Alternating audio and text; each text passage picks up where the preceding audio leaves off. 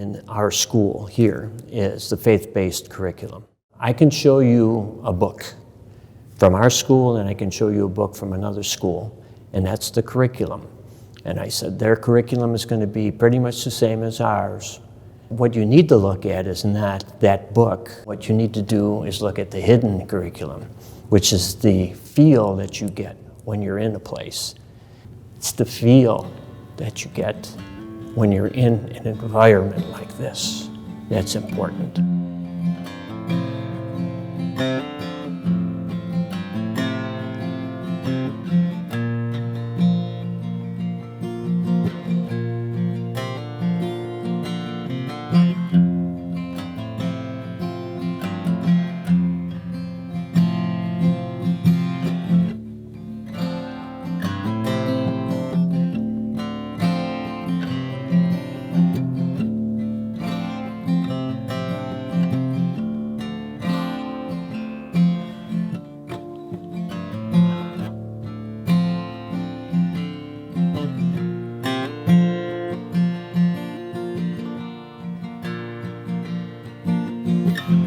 I was born actually in the city of Chicago. Some folks will claim to be from Chicago and they lived in the suburbs, but I was a city kid. I grew up with 3 sisters, and I'm the second oldest, the only boy. Graduated from St. Philomena and went to Quigley Prep Seminary. I thought I was going to be a priest. I tried it for a year and it wasn't for me. I thought I would enjoy teaching and coaching. I ended up playing football for 4 years and looking to my senior year to get a job. I walked into the athletic director's office, and on his office was a letter from a gentleman by the name of Joseph Zalecki, who had been a graduate of St. Joe's. It said there was a job opening at some school by the name of Pionono in Milwaukee. They're looking for a teacher and a coach. I applied, came to Milwaukee, met Father Ed Oley, and got a job. And at the same time, I was hired as a football coach, and he said, how would you like to coach wrestling? I said, I don't know anything about it. He said, you can learn. I said, okay. First of all, Tom is a no-nonsense kind of guy. He's a no-nonsense kind of guy. We're going to work hard, but we're going to have a little fun as well. I was very blessed to come into a program that had a tremendous history through Bosco and through Pionono, because we had the merger of the 2 groups of guys with a great work ethic.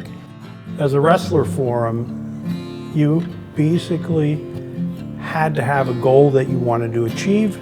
To achieve that goal, you had to have a plan, and then Tom forced you to execute on that plan. Tom was the kind of person that when he coached you, he could meet anybody, any level.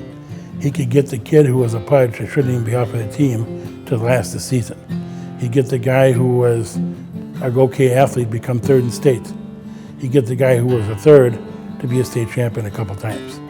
He could always bring everybody up, and he knew where to push, where to pull, and where to walk around. Yeah, one of the things that I worked at developing with my wrestlers was positive mental attitude. And he could have been on the forefront of that whole industry, because he really bought into it for himself and was able to communicate it. There were always different little sayings, phrases, things along the lines of, we are champions, let's work like it. What man's mind can conceive, If he believed, He will achieve.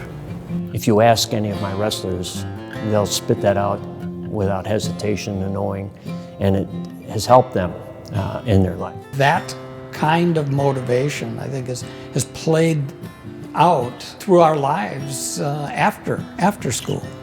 Tom I had as a phy ed teacher. I still remember him doing the parallel bars in his shirt and tie. Such a presence, always there, can always count on him. Tom is a true leader, and not a born leader, one who had to learn, and I give him great credit for that.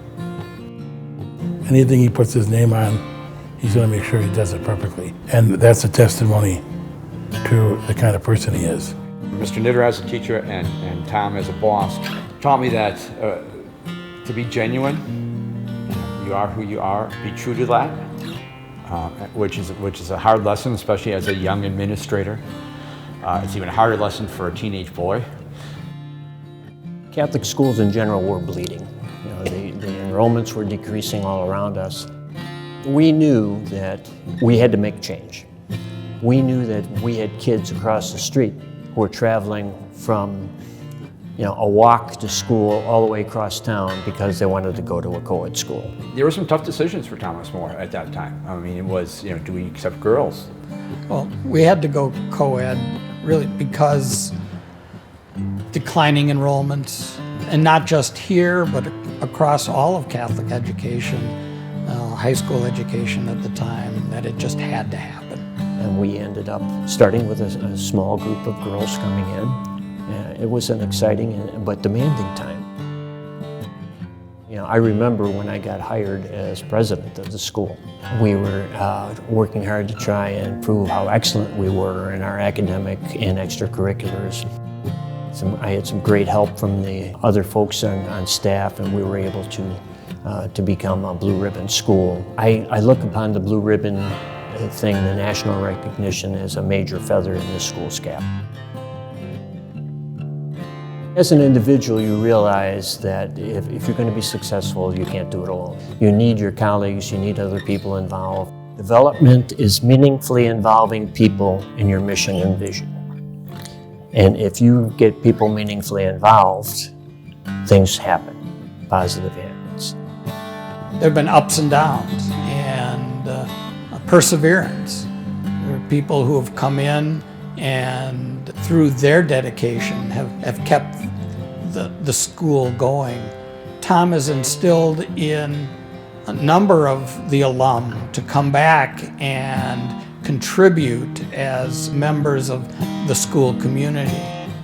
I think we step back together and we reflect upon what each of us and all of us have done to provide the opportunity set for young men and women to be educated here at St. Thomas More.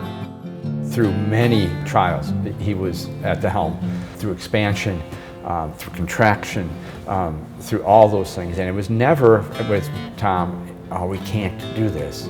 It was always, how are we going to get it done? You know, Mr. Knitter's time here, I think, exemplifies the idea that, you know, you put your heart into it and people are going to see that and people are going to follow. Thomas More being open today and thriving today is a testament to sort of that stick-to-itiveness, that belief in what we do here is special and necessary, and it's lasted with me since I was a student, through my time working here, and it will always be part of who I am. I think the thing I remember most was actually the day that he made his announcement that he was leaving Thomas More. I remember it was a faculty meeting at the end of the year, and as he spoke, just a real profound silence. And I think, you know, just a realization that I think for everybody in the room, their entire time at Thomas More, Mr. Knitter had been there.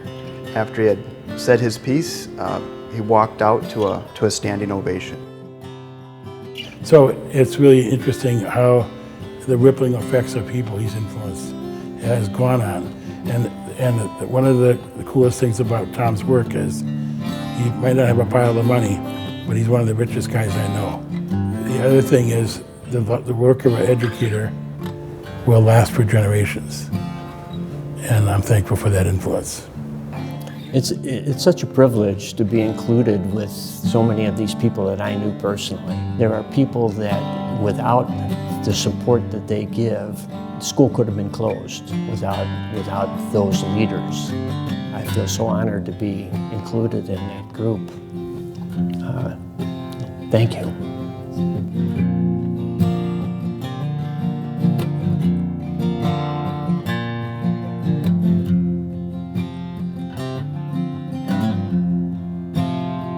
Chancellor, why does he deserve it? Yeah. Why in your Yeah, mind? I know. I'm just trying to think. Because if he doesn't deserve it, who does?